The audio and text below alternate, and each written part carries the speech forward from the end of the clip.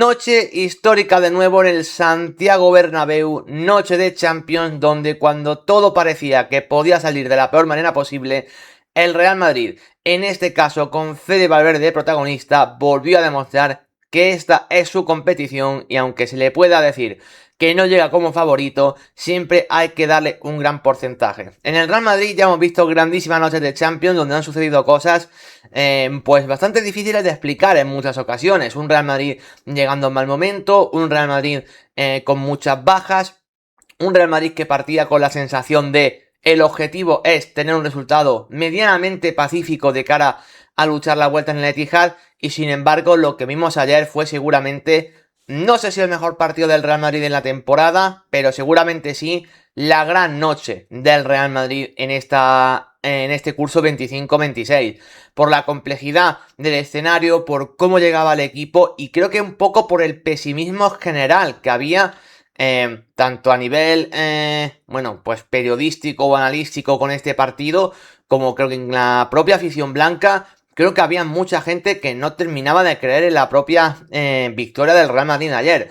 No digo que no fuesen con su equipo, no digo que no animasen, no digo que no fuesen con todo, pero sí que creo que yo había leído un cierto pesimismo de decir, oye, llegamos tan mermados sobre todo este partido de ida que a ver cómo se nos acaba dando. La gran realidad es que yo creo que ni siquiera el más optimista llegó al partido de ayer pensando que el resultado final podría ser un 3-0 y todavía aún menos, aún más impensable cómo se da ese 3-0. Porque bueno, antes de empezar a hablar de protagonistas, antes de empezar a hablar qué hizo bien el Real Madrid o qué hizo mal en Manchester City, vamos a hablar de las alineaciones, de los diferentes planteamientos que vimos en el día de ayer. Empiezo rápidamente con el conjunto inglés, con el Manchester City de Pep Guardiola.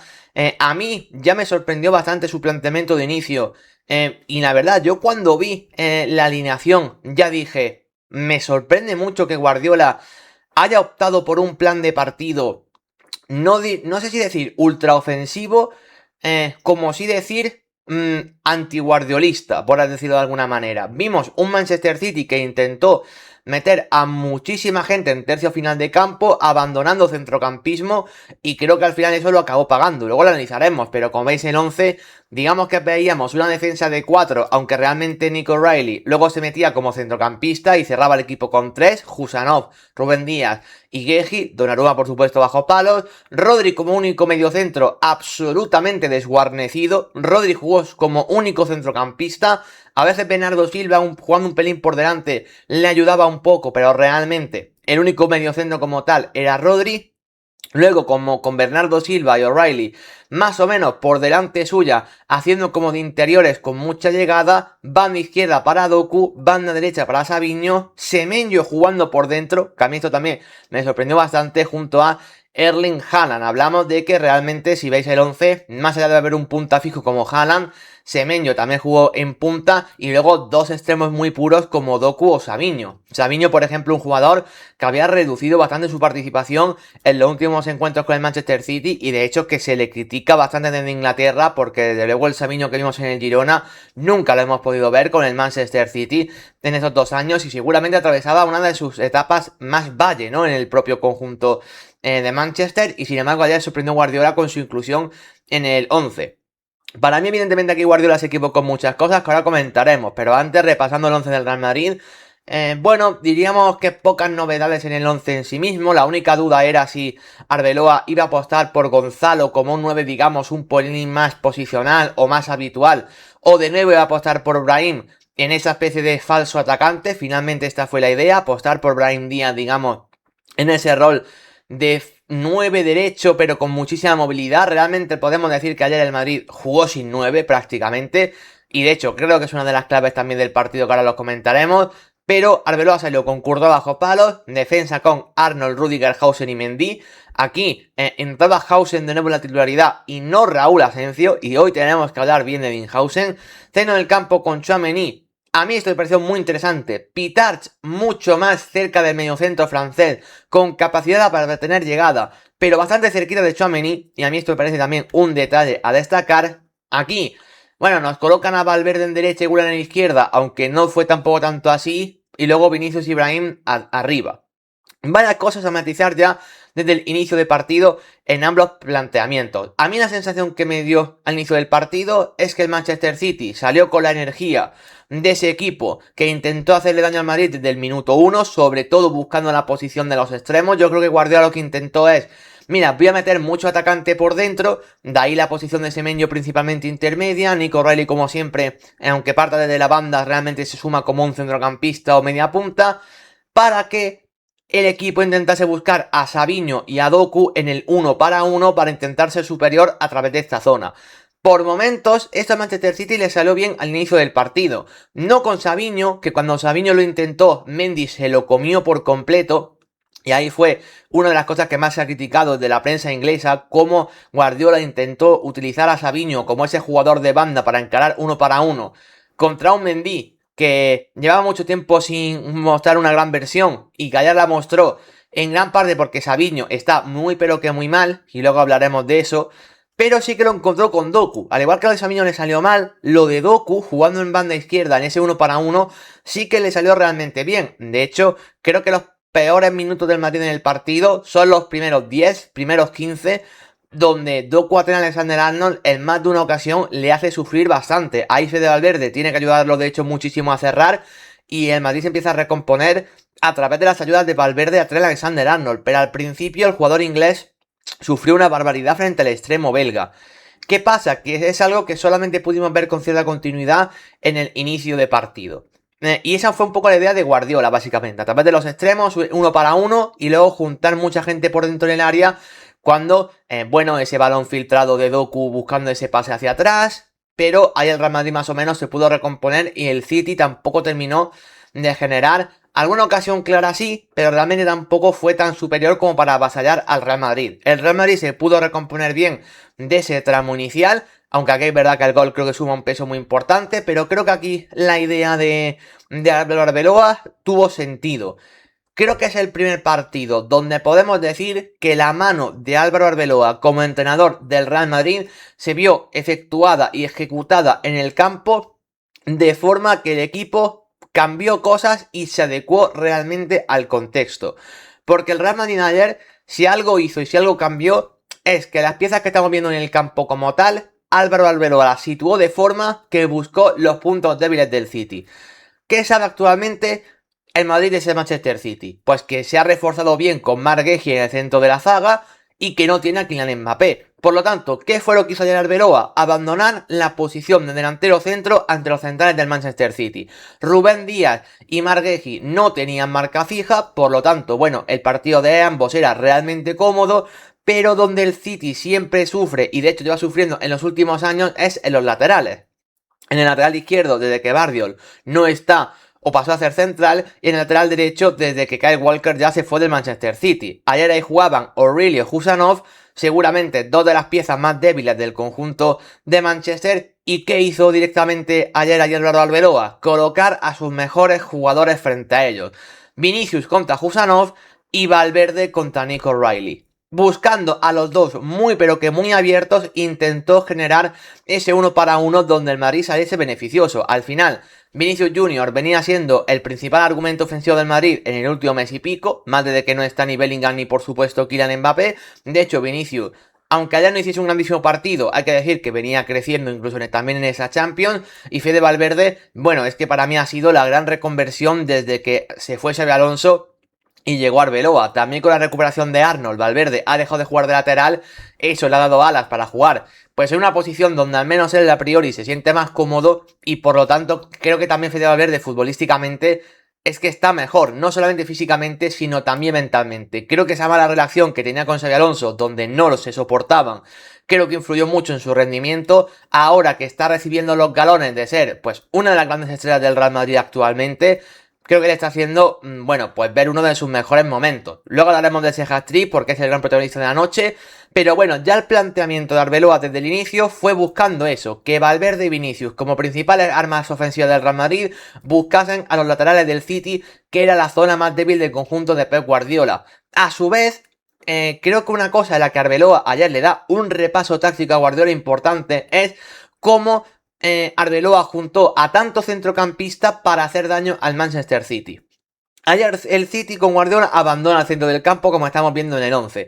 Centrocampistas como tal solamente están Rodri y Bernardo Silva por delante. ¿Qué hizo ahí Álvaro Arbeloa para sumar más gente por dentro? Como he dicho antes, meter a Pitarch mucho más centrado junto a Tchouaméni. Pitarch, por ejemplo, lo hemos visto en otros partidos jugando un pelín más escorado a banda izquierda. A mí en ese rol realmente no me gustó tanto, porque es un jugador que creo que necesita tener presencia casi siempre por dentro. Todavía es un jugador que le falta ritmo, le falta aceleración, le falta contundencia física. Entonces creo que escorar la banda lo acabas perdiendo ahí un poquito. Ayer jugó mucho más centrado y creo que vimos un mejor Pitarch. Y luego lo que hizo fue meter a dos jugadores por delante como una especie de doble media punta. Güler, media punta un pelín más que de izquierda, Ibrahim, media punta un poco más que de derecha, pero nunca haciendo como 9. Lo que hizo básicamente Arbeloa fue meter a los laterales, a los costados de Rodri, podríamos decir, a un media punta por un lado Güler y al otro lado un media punta como Brahim. ¿Qué significaba esto? Que claro, Rodri siempre tenía que marcar a dos jugadores, porque a un lado tenía uno y a un lado tenía otro, por lo tanto siempre iba a haber un jugador libre. Como realmente el City por dentro ajustaba con Semenyo y Haaland contra centrales y luego los extremos ajustando frente a los laterales, siempre había inferioridad numérica del City, cuando el Madrid conseguía dar el primer pase. En cuanto Tchouaméni o Pitarch ya conseguían recibir por dentro, el City automáticamente iba a sufrir. Por eso vimos un City muy partido y con Brahim o Güler, sobre todo Brahim, pudiendo recibir bastante cómodo por dentro. A partir de ahí, el equipo blanco intentaba lanzar a Vinicius o a Valverde para que se jugasen ellos el 1 para 1, cada uno de sus diferentes formas. Valverde atacando más el espacio, Vinicius evidentemente mucho más en conducción y buscando siempre su regate. Es verdad que el plan de Vinicius no salió tan bien como otros días. Lo comentamos un poco de hecho ayer en la previa, que ese Vinicius contra Mateus Nunes o Husanov, de hecho creo que casi todos pensamos que Mateus Nunes iba a ser el titular, era la gran debilidad del City, que ahí con Vinicius en ese duelo particular podía hacer muchísimo daño. Quizá Vinicius ayer, sin hacer mal partido, no estuvo tan bien como otros días. Claro, lo que no esperábamos era que Valverde en el lado contrario iba a hacer el mismo efecto, pero siempre rompiendo de fuera hacia adentro. Valverde siempre hacía esa diagonal, Valverde siempre intentaba atacar la espalda de O'Reilly, y ahí sí que el Real Madrid pudo hacer realmente daño. Lo primero, porque O'Reilly empieza la jugada como centrocampista. Realmente él es lateral solamente en fase defensiva. Pero realmente con balón, O'Reilly no es un lateral izquierdo, es un centrocampista, un interior de hecho.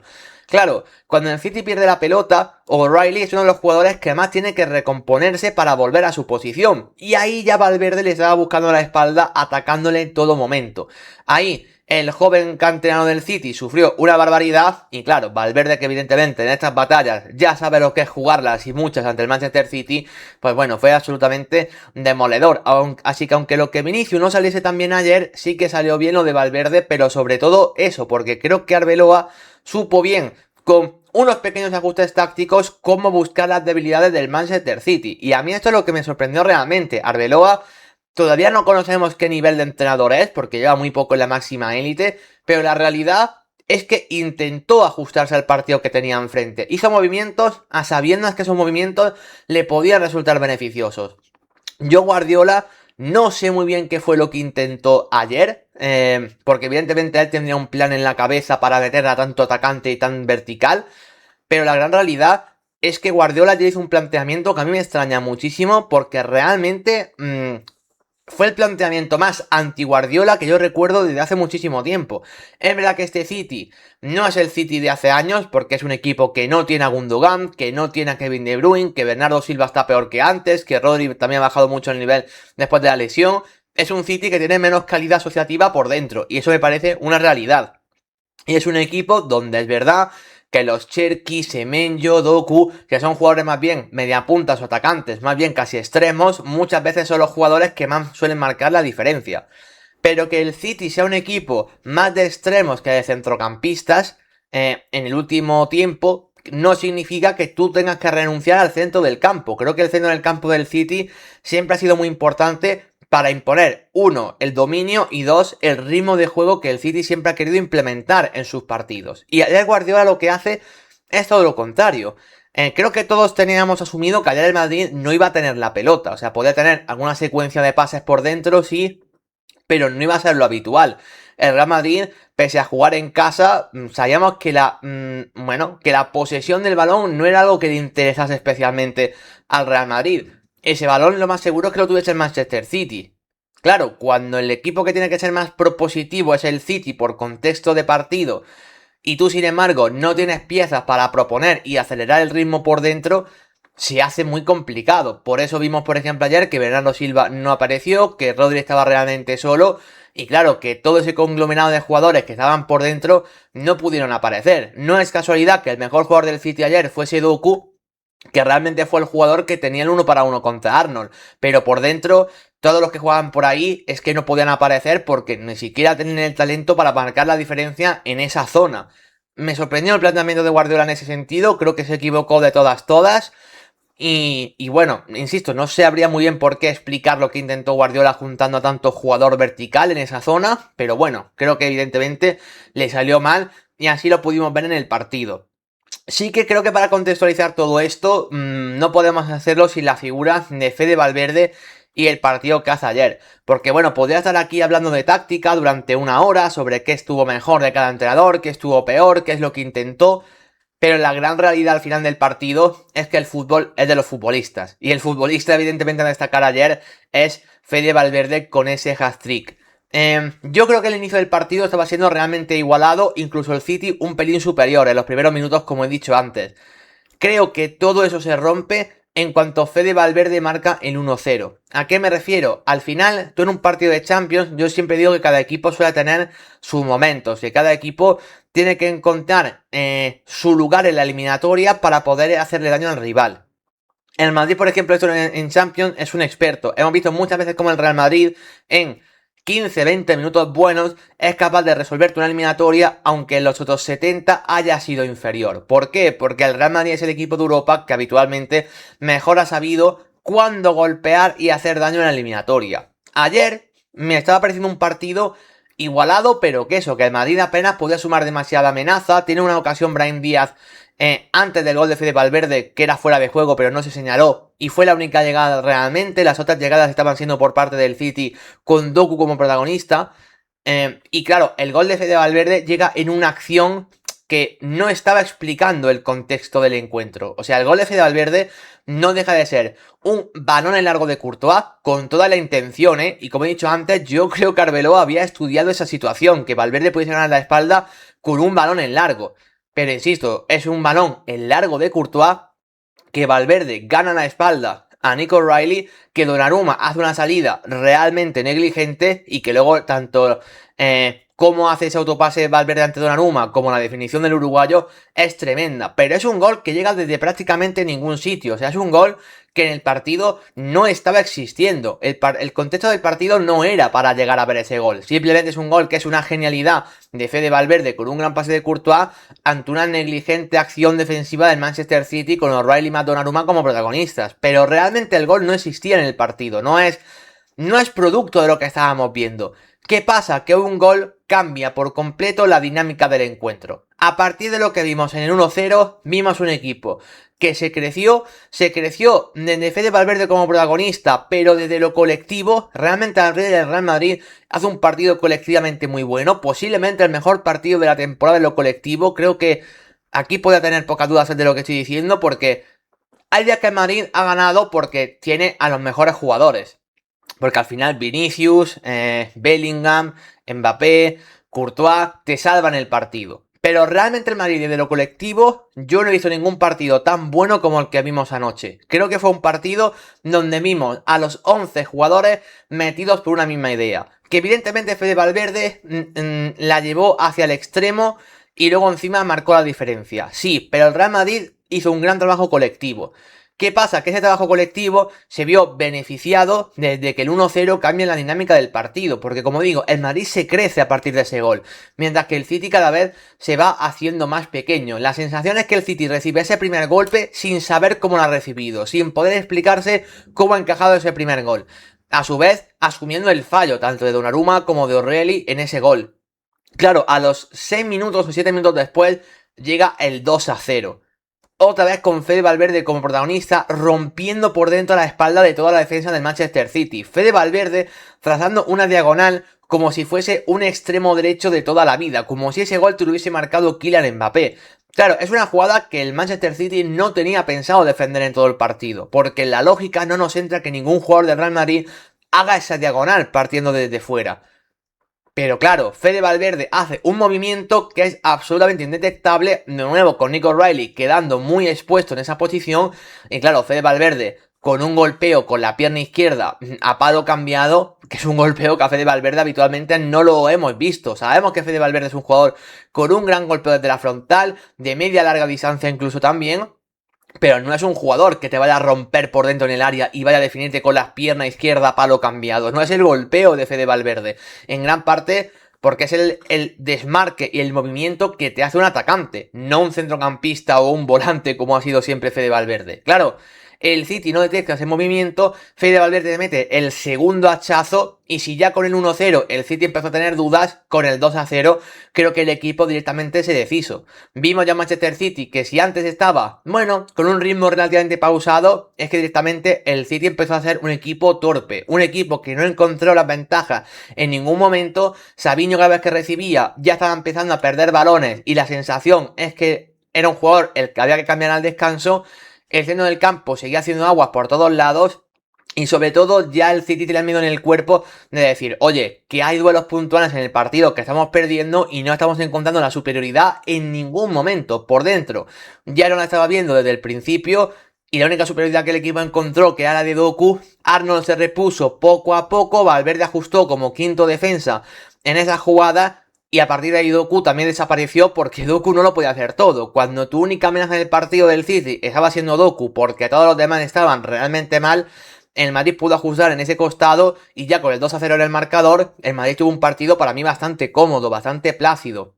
Y claro, si encima justo antes del descanso te llega el 3-0, si el 2-0 debe ser una genialidad, del 3-0, ¿qué vamos a comentar? Es una jugada de Fede Valverde regateando por dentro con una picadita de vaselina y en una definición ante Donnarumma como si fuese, pues eso, el jugador más talentoso del mundo, cuando Fede Valverde nunca será conocido por eso. Entonces, claro, el Real Madrid se encuentra con un contexto a favor que evidentemente nadie se lo hubiese imaginado ni en sus mejores sueños, porque era un partido que Fede Valverde nunca ha hecho y además que en nuestro imaginario no podía hacer. O sea, ¿por qué Fede Valverde ayer se va a convertir en Kylian Mbappé y Ronaldo Nazario a la vez? Es que no tendría ningún tipo de sentido. Fede Valverde no es ese futbolista. ¿Por qué sin embargo lo pudo hacer? Y ahí las cosas que son a veces inexplicables de esta Champions y más del Real Madrid. Cuando analizando la prueba del partido, yo era poco optimista con el Real Madrid, y yo aquí lo digo sin ningún tipo de problema, ya sabéis que yo siempre quiero que pase el equipo español, pero yo ayer dije que era poco optimista, porque encontraba pocas armas donde el Madrid podía hacerle daño al Manchester City, más allá de la de Vinicius, que era la que más obviamente veamos todos. Pero claro, ¿en qué momento alguien ayer pensaba que Fede Valverde podía convertirse en Cristiano Ronaldo, Mbappé, Ronaldo Nazario a la vez entre todos ellos y hacer el partido de su vida? Es que es algo con lo que tú no puedes analizar. Yo ya vengo aquí a comentar un partido que creo que Madrid hace muchas cosas bien en lo colectivo y lo colectivo es muy fácil de analizarlo, pero en lo individual, en lo que destacó Valverde, no hay análisis que valga, porque ayer Valverde se inventa un partido que en el imaginario colectivo de ninguno de nosotros está. Ayer Valverde hace un partido que no es propio de Valverde porque Valverde no tiene esas cualidades. Yo no estoy hablando de si Valverde es mejor o peor futbolista. El tema es que el partido que hace ayer Valverde no está, no existe. Y Valverde se lo inventa. Y es inexplicable el decir por qué se lo inventa Valverde. Si el partido de Valverde lo llega a hacer Mbappé, decimos, ¡buah! ¿Qué sentido tiene poner a Mbappé por primera vez en su historia en el Real Madrid en derecha? Porque tal. Y hubiésemos dicho, ok. Pero ayer, que Valverde de repente dentro del área se vista como un fino estilista para hacer esa picadita a Guehi y definir tan bien, es un gol que Valverde no ha marcado en su vida. Y es inexplicable el decir por qué lo marcó ayer. Luego entiendes cuando la gente te vende, no, es que el Bernabéu, la mística, la Champions, el escudo, este equipo se crece en Champions, y el equipo se crece en Champions a nivel colectivo. Y lo vimos. Si es que el partido colectivamente del Madrid fue el mejor de la temporada, y yo eso me lo puedo creer. Lo que no te puedes creer es el partido que hace Valverde, porque como digo, al no haberlo hecho nunca, tú no te lo... O sea, no es un argumento de peso. Tú no puedes creer, no sé, imaginaos que llega el partido y de repente Dinghausen tira 2 faltas directas y marca los 2 goles de falta directa. ¿Qué estaríamos aquí diciendo? Que no tiene sentido. Hausen no ha tirado una falta en su vida, encima está en un momento malo de forma, o al menos a nivel de confianza. ¿Qué hace Hausen tirando 2 faltas y marcándolas por la escuadra? ¿Cómo el Madrid va a ganar de esa forma? Pues eso es lo que pasó ayer, básicamente. Pasó algo que no nos podemos explicar porque no era una premisa de la que podemos partir previa al partido. Que evidentemente Valverde pegado en banda derecha para estirar al equipo y ganar la espalda es algo que puede tener sentido con lo poco que tiene el Madrid ofensivamente y con el buen momento de forma que atraviesa Valverde. Eso sí, pero que Valverde te rompa la espalda de toda la defensa haciendo una diagonal de fuera hacia adentro y definiendo con la izquierda a palo cruzado, ¿qué tipo de gol es ese? Es la única vez que en su carrera Valverde ha marcado ese gol. Y el gol del 3-0 es la única vez en toda su carrera que Valverde ha marcado ese gol. Por eso, es claro, tú no puedes contar en la previa al partido que Valverde va a hacer una actuación que... ¿Cuántos jugadores del Real Madrid habéis visto que hayan hecho esta actuación como la que hizo Valverde anoche? Es que estamos hablando de una de las mejores actuaciones de la historia del Real Madrid de la UEFA Champions League a nivel particular de un jugador. O sea, Cristiano Ronaldo en su mejor noche a lo mejor no ha hecho nunca en su vida un partido como el que ha hecho Valverde con el Real Madrid en Champions. Y Cristiano Ronaldo es el mayor exponente del Madrid en la historia de la UEFA Champions League. Pero claro, de Cristiano Ronaldo te podías esperar sus cualidades. Pero que Valverde haga ayer lo que hace es que no tiene ningún tipo de sentido. Por eso no es que sea la medalla de oro, un partido para la historia de ¡buah, Valverde qué jugadorazo! No, es que lo de ayer sobrepasa que Valverde sea mejor o peor. Entra directamente en el libro de la historia del Real Madrid en la UEFA Champions League y en el Olimpo de esas grandes noches en el Bernabéu. Esas son las cosas imposibles de explicar, porque lo de ayer es imposible de explicar, pero que simplemente a veces en el Bernabéu ocurre. Y claro que luego que Guardiola estuviese horrible, hay que decirlo. Que Arbeloa estuviese muy bien con su planteamiento, hay que decirlo. El gran ejercicio colectivo del Real Madrid, hay que decirlo. Si todo eso está muy bien, pero al final el resultado no deja de estar totalmente marcado por una actuación individual que Valverde...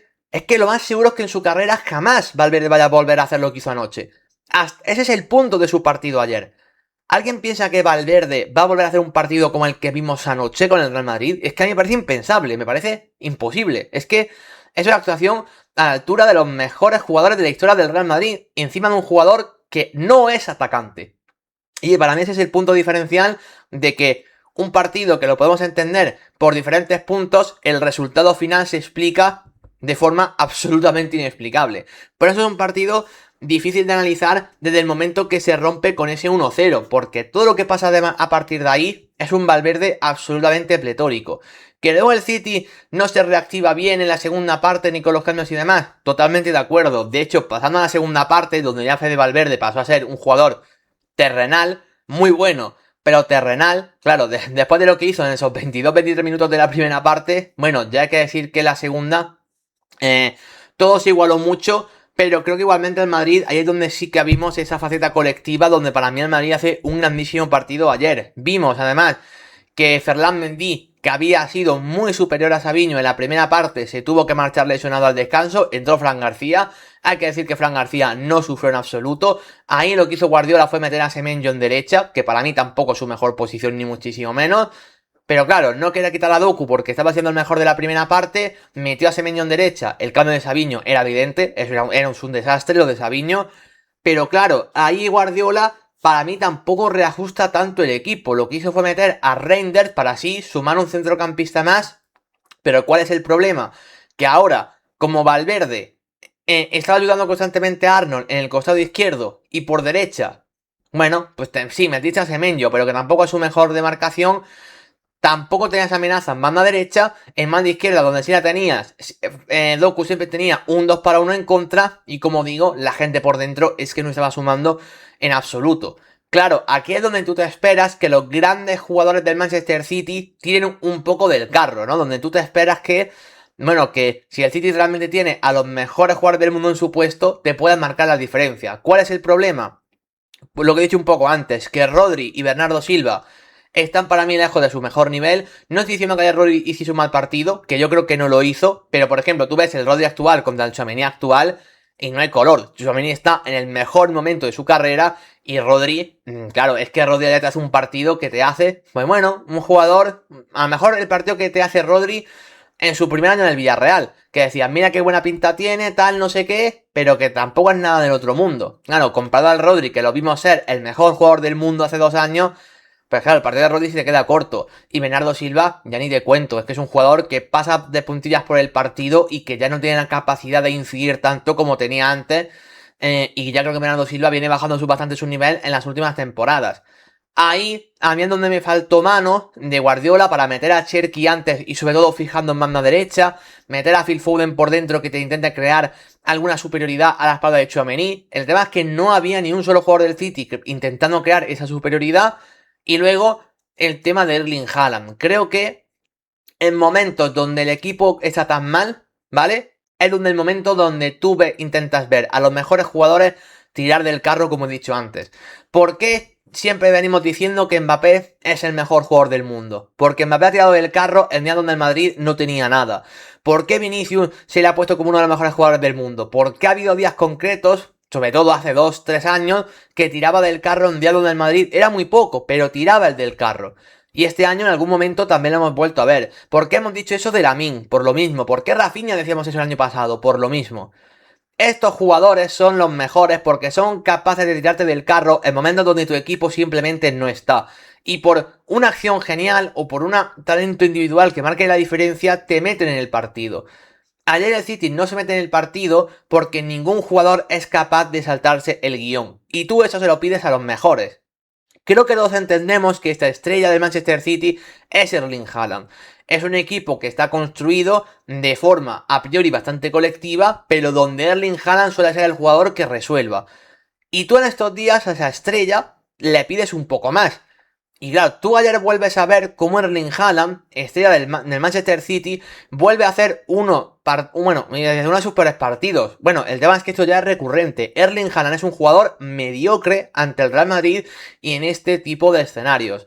Yo no estoy diciendo con esto que Haaland no sea uno de los mejores 9 del mundo. Para mí lo es. Y seguramente sea uno de los mejores jugadores de la actualidad y de los últimos años, porque al final sus cifras lo avalan para ello. Pero hay que decir también una cosa. En días grandes, Haaland nunca ha marcado la diferencia. Nunca la ha marcado como uno de los mejores jugadores del mundo que antes sí lo he mencionado.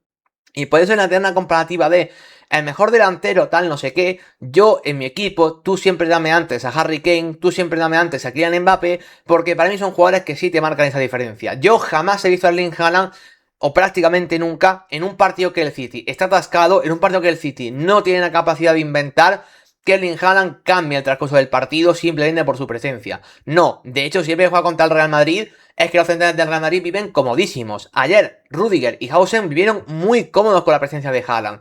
Y Rüdiger, que es un central experimentado y que ya más de una vez ha dejado a Haaland seco en el partido, pues bueno, todavía vale. Pero Hausen, que es un central que venía con dudas, que venía siendo pitado por su propia afición, que mucha gente al verlo en el 11 por delante de Raúl Asensio, mucha gente dijo, pero ¿por qué juega Hausen de titular? Bueno, ayer Hausen tuvo un partido muy pero que muy plácido porque Haaland en ni un solo momento intentó emparejarse con él para buscar a las cosquillas, en ningún momento. Y claro, Hausen convivió muy cómodo en un contexto evidentemente favorable, pero donde Hausen también fue creciendo y acabó haciendo un partido bastante notable finalmente Hausen. Hacía bastante tiempo, incluso meses, que no víamos a un Hausen a tan buen nivel como el que vimos ayer. Pero claro, si tú enfrente tienes a Haaland, ahí es cuando a Haaland le pide marcar la diferencia. Sin embargo, vimos un día más como Haaland es un delantero que ante el Real Madrid no es que no sea uno de los mejores 9 del mundo, es que parece un 9 mediocre. Es como si el delantero del Oviedo, del Getafe, del cualquier equipo de turno, el Getafe curiosamente le ganó al Real Madrid hace semana y pico, pero bueno, ya me entendéis, como si un equipo de zona media o media baja de primera división, como si Haaland fuese delantero de ese equipo. Un delantero que él no es capaz de hacer nada si el equipo no le acompaña. Y eso es lo que le pasa a Haaland constantemente frente al Real Madrid. Por eso para mí queda como uno de los nombres más manchados de la noche, porque es un día más en un día grande ante el Real Madrid donde Haaland demuestra ser un delantero absolutamente mediocre, o al menos mediocre para estos días, porque es evidente que un delantero mediocre no es. O sea, un delantero mediocre no te marca 40-50 goles por temporada. Por eso quiero que me entendáis con lo que estoy diciendo. Una cosa es ser un un gran futbolista en un día normal, donde cuando el equipo te acompaña, Haaland marca la diferencia, y otro día es cambiar el contexto del partido. Creo que yo siempre he dicho una cosa, Messi y Cristiano no eran solamente los mejores por coger y marcarle 3 goles al Levante o marcarle 3 goles al Eibar. Eran los mejores porque en días grandes también sabían ser los mejores, o al menos incidían para que los demás no pudiesen ser simplemente por su presencia. Ayer la presencia de Haaland no significa nada en el partido. Y por eso para mí es una de las cruces. Que esto no quita que evidentemente a mí Rudiger, su partido me encantó y ahora lo comentaremos. Más allá de lo que no puedo decir mucho más del partido. Creo que queda todo más o menos comentado a nivel, bueno, global. Evidentemente, bueno, quizá la gran pena del partido es que Vinicius Junior no transformase ese penalti, que podía haber puesto el 4-2 el 4-0, perdón, en la segunda parte. A mí la segunda parte creo que, sinceramente, más o menos fue igualada. O sea, vi al Real Madrid más cómodo, pero entiendo que no hubiese ningún gol, porque al final el Madrid ya venía con un buen resultado. Creo que era evidente que el Madrid no quiso exponer mucho a su equipo, ni quiso asumir demasiados riesgos, y creo que tiene sentido hacerlo. De hecho, el riesgo que asumió Pitarch casi genera un gol en contra, que es un paradón de Courtois, y ahí Pitarch sí que por ejemplo sale señalado y después fue sustituido. A mí Pitarch me gustó mucho el partido que hizo, pero es verdad que también, si no llega a ser por Courtois, ayer Pitarch sale como uno de los peores jugadores del partido sin duda, porque cometió errores. Bueno, hay que decir que es propio de un chico muy joven, de un chico que realmente juega en tercera división de España, primera federación, y que no está acostumbrado a estos escenarios y que encima se está teniendo que sentir importante porque no hay más de dónde tirar. Pues claro, yo entiendo que Pitarch cometa esos errores, pero bueno, quizá son riesgos que no tiene que asumir, y eso el resto de los jugadores sí que lo pudieron asumir, bueno, pues de mejor forma, ¿no? El hecho de decir, mira, vamos con un 3-0 a favor, no vamos a asumir tantos riesgos, no vamos a perder la fórmula que nos está dando ya esta victoria. Es un resultado muy bueno para la vuelta. ¿Que pudo ser mayor? Pues pudo ser mayor si Vinicius marca ese penalti. Pero bueno, el penalti que genera Vinicius, para mí, más que acierto de Vinicius, es fallo de Donnarumma, porque de hecho creo que ni siquiera Vinicius estaba haciendo una gran conducción. Vinicius se tropieza un poco, Husanov le da tiempo de hecho a meterle un poco de presión y a tocarle, Vinicius tiene que recortar hacia afuera, y claro, cuando Vinicius para mí ya había recortado hacia afuera y no tenía una posición muy cómoda, Donnarumma la lía pardísima cometiendo un penalti que bueno, que habla bastante mal de Donnarumma.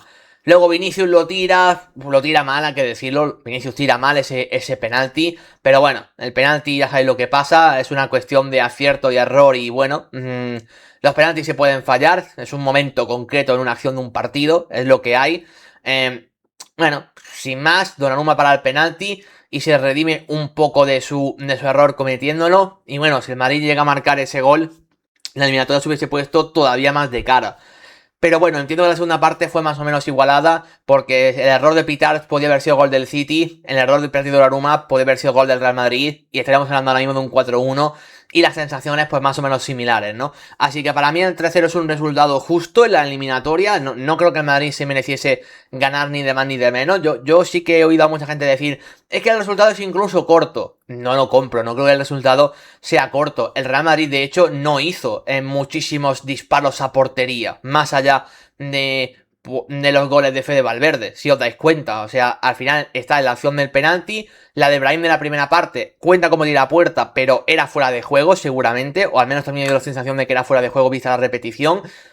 No es que hubiese 500.000 ocasiones del Real Madrid en el partido, por eso digo que para mí el Real Madrid no generó mucho más que para ese 3-0, incluso marcó goles cuando apenas había generado nada, y esa es la realidad. O sea, a mí me gustó mucho más el Madrid en lo colectivo por cómo trabajó, que realmente por lo que atacó. O sea, para mí el Madrid de hecho se lleva una renta muy positiva en base al partido que hizo. Lo que para mí tiene mucho mérito es la portería cero que hizo el Real Madrid. Ahí es donde creo que el trabajo colectivo del equipo fue tremendo. Si el City hubiese encajado un gol, sí que hubiese parecido injusto, porque el City tampoco generó tanto, más allá de que Courtois de nuevo fuese salvador, pero fue salvador en momentos puntuales. Nunca hubo acoso y derribo del Manchester City, como sí que hemos visto alguna vez en alguna eliminatoria entre estos dos equipos. El error puntual de Pitarch, sí, y por eso Courtois vuelve a ser de lo mejor del partido. Pero no es que Courtois ayer tuviese que sacar manos tremendas a Semenyo, a Bernardo Silva, a Haaland. No, realmente Courtois, momentos puntuales del partido, tuvo que volver a intervenir y lo hizo como siempre con mucho acierto. Así que en base a eso, yo creo que el resultado es bastante justo. Sí, hombre, si el partido hubiese quedado 1-0, sí que hubiese dicho, oye, el resultado es corto para lo bien que ha competido el Real Madrid hoy. Pero creo que el 3-0, hombre, no creo que podamos pedir sinceramente mucho más. Para mí el resultado es totalmente justo. Y como digo, para mí es un grandísimo resultado para el partido de vuelta. Ahora comentaremos cómo veo yo esa vuelta en el Etihad. Pero primero vamos a comentar el tema de los mejores y los peores jugadores del partido. Evidentemente, los tres mejores se los lleva el Real Madrid, los tres peores el City. Creo que tiene que haber pocas dudas de esto. Para mí, las cruces del City se las van a llevar Savinho, Haaland y O'Reilly. Bueno, el tema de O'Reilly yo creo que se explica muy fácil. Aparece como señalado en los dos primeros goles del Manchester City, especialmente en el primero, con pelota no sumó nada. Fede de Valverde le hizo un hijo. Bueno, creo que evidentemente salió muy superado del partido. Savinho es horripilante. O sea, si tú a mí me dices que Savinho es un jugador que después de su temporada en Girona, si iba a quedar tan corto, yo te hubiese dicho, es imposible. O sea, es un jugador capaz de, en una baldosa, capaz de marcharse de su rival y de poder condicionarte el partido él solo. Así lo vimos en Girona durante mucho tiempo. Y el Savinho de ayer, claro, ahora entiendo las críticas que hay en Inglaterra respecto a su figura. A mí siempre me han parecido exageradas. La gente lo pone como uno de los peores jugadores de la parte alta de la liga. Y digo, ¿cómo Savinho va a ser uno de los peores jugadores? Claro, tú ves lo de ayer y lo entiendes. Es que es un jugador negligente, es que no se va de nadie, está torpe, está indeciso, nunca toma la mejor decisión, es que es un jugador horripilante. Pero claro, el Savinho que vimos aquí en España no era eso. O sea, ves lo de ayer, evidentemente le tengo que poner cruz. Y Haaland, pues bueno, tú le presupones que es la estrella, le presupones que es un jugador que algo marcará la diferencia. Y no es que no marcase la diferencia dentro del área, es que cuando tocaba una pelota parecía más torpe que yo. O sea, parecía un jugador absolutamente robótico y no coordinado. Y hablamos a priori de uno de los mejores jugadores.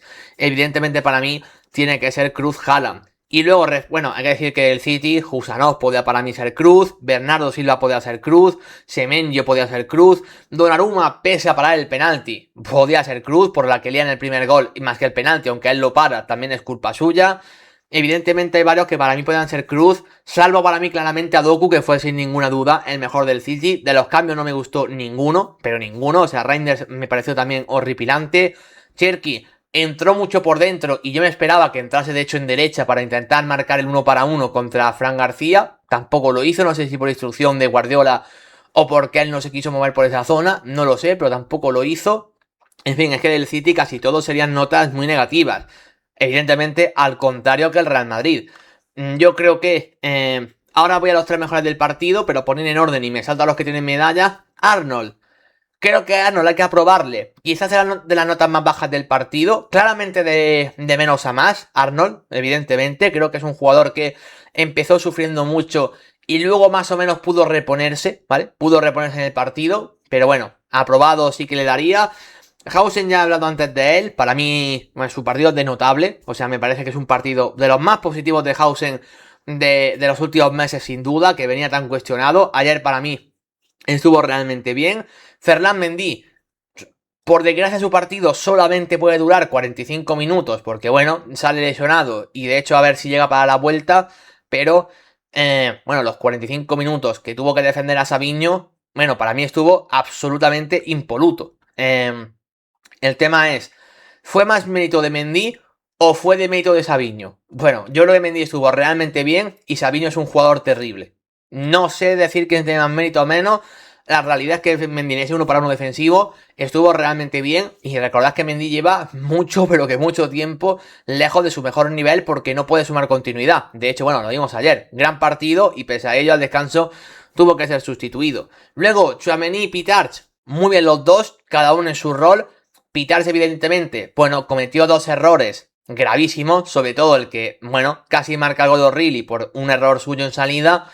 Bueno, esos goles, esos errores entiendo que le puedan bajar la nota, porque claro, si Courtois no mete el pie que mete ante el error de Pitarch, claro, hablaríamos de que Pitarch ha sido el peor jugador del Real Madrid. Así que claro, los goles, esos errores le tienen que bajar un poquito a Pitarch. Pero a mí realmente su partido con balón me gustó, cómo se movió.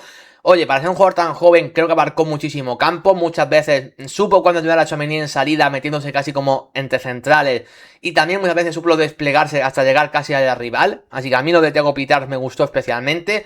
Güler, creo que estuvo bien, nada del otro mundo, pero bueno, estuvo bien. Brahim, de hecho, a mí me gustó incluso un poquito más que que Arda Güler. Creo que el partido de Brahim es bastante bueno. Vinicius, a ver, no creo que el partido de Vinicius sea malo, ni mucho menos.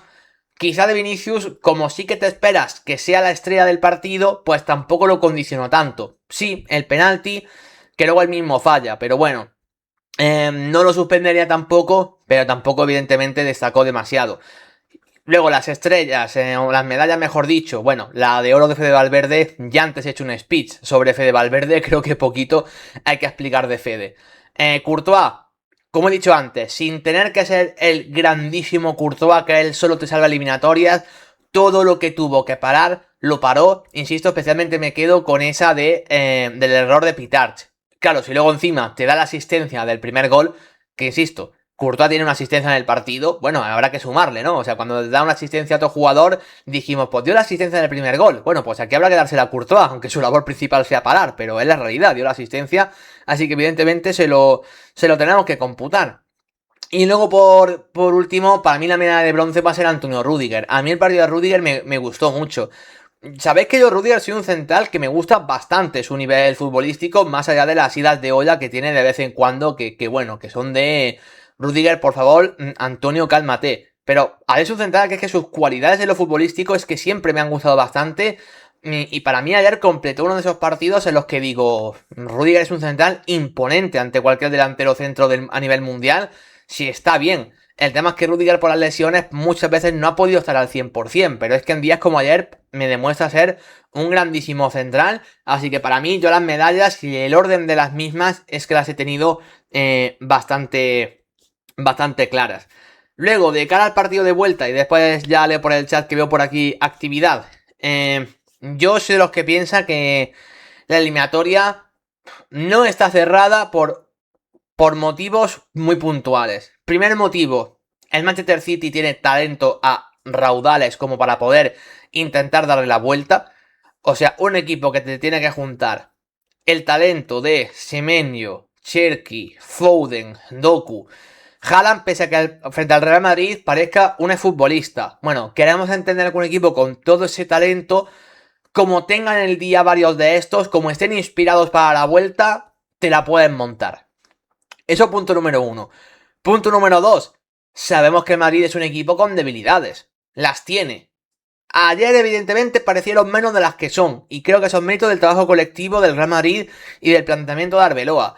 Pero las debilidades son las que son. O sea, Pitarch, ¿por qué comete errores? Pues porque es un jugador que no está acostumbrado a estos partidos. El Madrid no tiene 9, tiene problemas con los laterales, los centrales hay que ver en qué estado de forma llegan porque parece que cada día se lesiona uno. O sea, el Madrid tiene muchos problemas. Si esos problemas, al igual que no aparecieron ayer, se agudizan por algún motivo en la vuelta, pues claro, tú juntas a un Madrid con problemas que los viene atravesando desde el principio de temporada a un City que esté inspirado, como juntes eso, la remontada claro que es posible. Por eso yo no quiero decir que la eliminatoria es ya sentenciada. Ahora bien, lo que no puedo negar es que yo partía de que para mí el City era favorito en la eliminatoria. Creo que analizando de cómo venían ambos equipos y el planteamiento que podían utilizar, para mí el City era superior. Tras verlo de ayer, bueno, el Madrid es favoritísimo de cara al partido de vuelta. Son 3 goles de margen. O sea, es una distancia no insalvable, pero sí que difícil de salvar para el Manchester City. Insisto, sin tener en cuenta lo que hemos visto en el partido de ida, simplemente ya cogiendo el City que me puedo esperar y el Madrid que me puedo esperar para la vuelta, incluso sin haber visto lo de ayer, ya te digo que el Madrid es favorito. O sea, el Madrid evidentemente tiene argumentos para intentar marcar algún gol y el City tiene que marcar 4 para ganar el partido, 3 para forzar la prórroga. Yo creo sinceramente, lo primero, que marcarle 3 goles a Courtois en un mismo partido no es fácil, vamos a empezar por ahí. Y luego, bueno, pues que el Madrid también ya ha encontrado pequeños argumentos vistos en el partido de ida para decir, mira, eso es una fortaleza que tenemos que explotar ante el City de Guardiola. Entiendo que Guardiola también, bueno, intentará, bueno, pues cambiar esos errores, ¿no? Intentará, bueno, resarcirse de ciertos planteamientos que yo ayer me parecieron incomprensibles, intentará buscar otra cosa, por supuesto que sí. Pero es que pese a ello, a mí la distancia del Real Madrid me da para ser optimista en la vuelta, sinceramente. Me creo a ese Real Madrid pasando a cuartos de final tras lo que hemos visto en el partido de ida y sobre todo este resultado. Así que en este caso yo voy a ser optimista para el equipo español. De hecho, yo creo que los 3 equipos españoles van a estar en cuartos de final. Al que más favoritismo le doy, de hecho, es al Atlético de Madrid. Luego Real Madrid, evidentemente el que menos el Barça, porque su eliminatoria la tiene empatada, aunque fuera vuelta en casa. Ese sería mi orden de favoritismo, teniendo en cuenta los partidos de ida, pero para mí al Real Madrid le doy un, no sé, 90-95%, o sea, soy bastante confiante de que el hecho de que el Madrid esté en cuartos de final, visto lo de ayer. Así que poco más a comentar del partido. Esperemos que el Real Madrid nos siga dando alegrías en esta Champions, porque partidos como los de ayer no se ven todos los días, menos esta temporada, lo que viene siendo el Real Madrid. Pero ya sabéis que el Real Madrid en cada Champions nos deja varios de estos días donde la explicación es nula, pero donde el disfrute es máximo.